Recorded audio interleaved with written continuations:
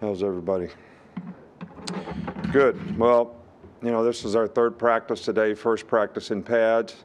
And I was really pleased, kind of an unusual schedule this year to, have one practice, then have spring break, then come back and have one practice, after 9 days off or whatever. But I thought the players responded to it pretty well. Monday wasn't great, but today, first day in pads, I think was a lot better. And one of the reasons that we like to practice this way is so that we're practicing kind of every other day and only have back-to-backs on Friday and Saturday. When the players don't have school on Saturday, you got a little bit more time to meet with them so that we can actually make corrections from the film on the day off, which is tomorrow, and then do just install and on the next practice, which in this case would be Friday. So that's really for teaching purposes with the players. I think the effort, I think the attitude has, been good. And, the key to the drill in spring practice is to be able to develop young players. And, that's one of the reasons that we want to, practice the way we practice. But we got a long way to go in a lot of areas. We got a long way to go with each and every player has, self-assess as to where they are and what they have to do to improve. That's what's going to help them get better if they can self-assess, and then they'll be more positive about taking coaching and correction, which will, certainly enhance their chances of improving. So, we no different injuries or anything like that. So we're kind of got the same guys in, same guys out. And most of the guys that are out are probably going to be out for most of the spring. Just with Jamal Gibbs, what do you like about his game, and what does he add to your offense? I don't know. Is the microphone on or? Jamal Gibbs. What do you like about Jamal Gibbs? Oh, he has really been a very good addition, to our team. He's got great speed. He's really a good receiver, good third down back. He's got great vision. He's got really good burst out of a cut. I'm really, really impressed with what he's been able to do. He's smart. He's picked up things. He's an experienced player. So, he really does a good job of understanding what we're trying to do and how to do it. And that's what experienced players can do. So he's done a really, really good job. Coach, on your left, Chase. Coach, along with Gibbs, could you comment on the running back group as a whole, and also if you could share anything on how the recoveries are going for McClellan and Roydell Williams? Yeah, they're doing great. They're in black jerseys. They're both practicing non-contact.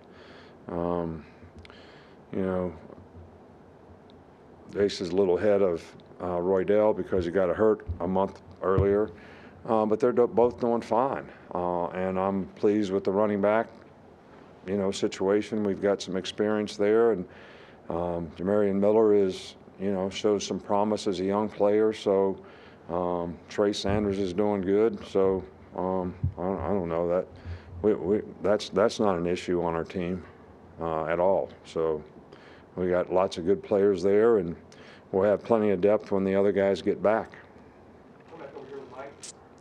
When you have players like Jamison Williams and Jermaine Burton who might have played different offenses elsewhere, what do you look for in kind of projecting that to Alabama's offense and maybe a bigger role they might play? Well, it's not really hard. I mean, it's easy to see, wide receiver skill set. And Jermaine Burton has done a really good job. He's been a real positive addition to the receiver corps.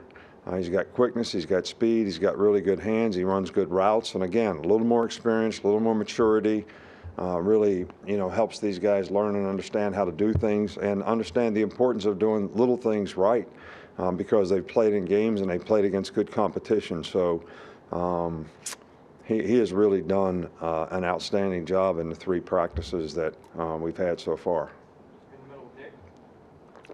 Yeah, Will Anderson talked the other day about the leadership group has really been good so far. I mean, who are some of the guys, whether it be in the fourth quarter program, really part of spring practice, who are emerging as leaders in your mind?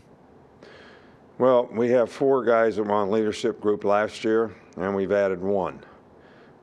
So, Henry's been a really, really good leader. Jordan Battle's been a really good leader. You know, we added DJ Dale to the leadership group because he's been emerged as a leader in the off-season program.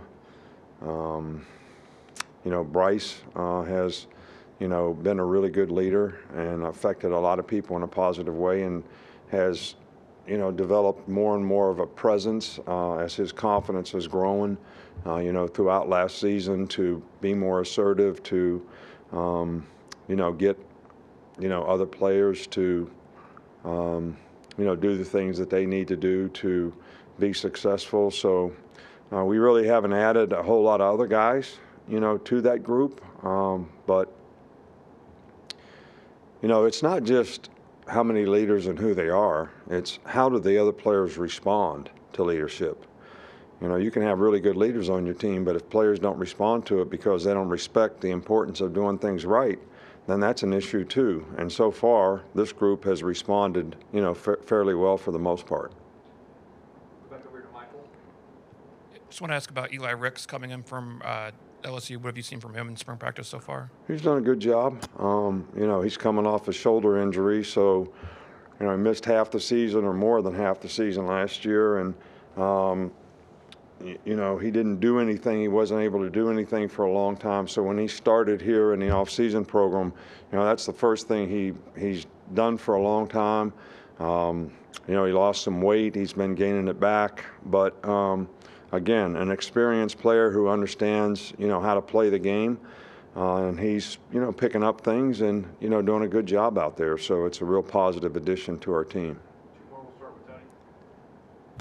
Yeah, you've brought in several players that can play multiple positions. Given the way that the game's played today, do you emphasize versatility more in the recruiting process now?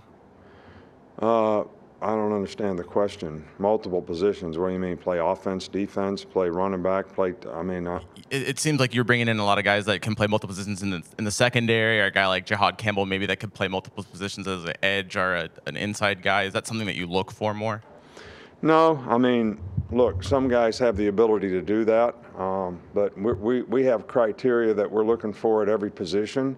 You know, sometimes you rarely find a guy that, you know, can play more than one position. So, you know, you try to give him the best opportunity to play, you know, where he has a chance to play. That doesn't work out, you might try him and see if he has a better chance to develop a career at another position. But it's always nice to have guys that can play multiple positions, but when they're freshmen, you have to put them in one place and teach them how to play one position, because it's too overwhelming for them to try to play multiple positions when they're young. So, and every player is different when it comes to how they develop. And I think the most important thing is the young players focus on development and don't worry so much about what team they're on and who's in front of them and who's behind them, but they just control what they can control and focus on their development. Kind of bouncing off that, freshman Kendrick Law, having him at wide receiver, what do you like about him at that position and kind of the skill set he brings to the team? Does that microphone actually work? Okay, well, good. Well, I guess you're asking about Kendrick Law. Did I hear that correctly? Yeah, he's done a nice job. You know, he's a guy that could play multiple positions if that creates value, in your opinion. But he has done a really good job at receiver. He's got some speed, he's got some size, he runs good routes, he's got really good hands. So he's been, you know, and he's picked up on things and sort of has the right mindset to be able to deal with some of the frustrations that young players go through when they're trying to learn a system and making more mistakes than they're used to probably. But, you know, he plays through it and he's made a lot of plays, and, you know, I think that, you know, he's the guy that might be able to help us if he continues to develop. All right, thank you.